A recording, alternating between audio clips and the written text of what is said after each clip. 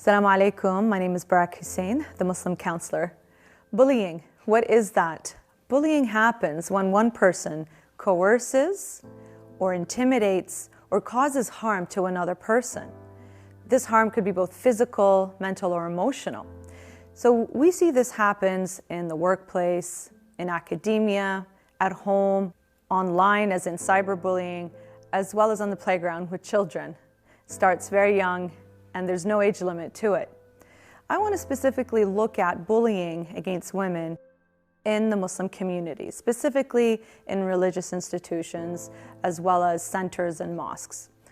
So this is something that does happen. Unfortunately, something we witness and we don't really talk about, especially when we're dealing with authority figures, such as scholars, such as presidents of centers, or lecturers, or other people in power. It also happens when women are in power or when men in power. The repercussions of that are really harmful to the person who's being bullied.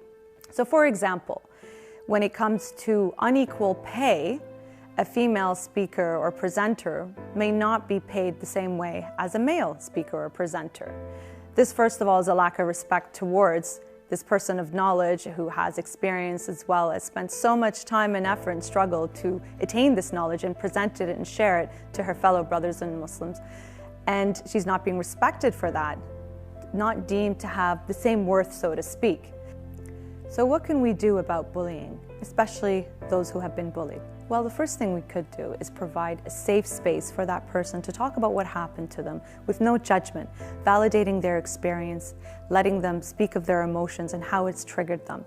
We see often from these stories that I hear that their trauma is constantly triggered when they're seeing the person in a position of authority, in a position of power, and constantly re-triggering that trauma.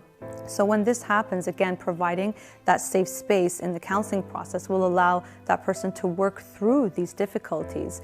I see often that a lot of people deal with depression and anxiety, including having suicidal thoughts, and we've seen the results of that as the power and the negative impact of bullying can lead people to actually taking their lives, as we've seen, including in cyberbullying.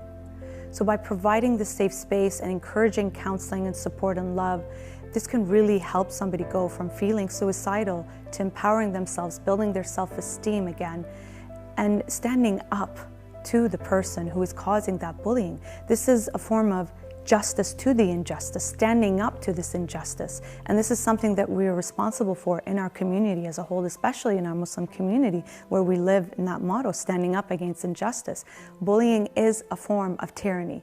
It is a form of injustice, and we need to stop that, work together, provide support and love, and empower those who are being bullied and not enable those who are in the power, in the position of authority, and who are the bullies.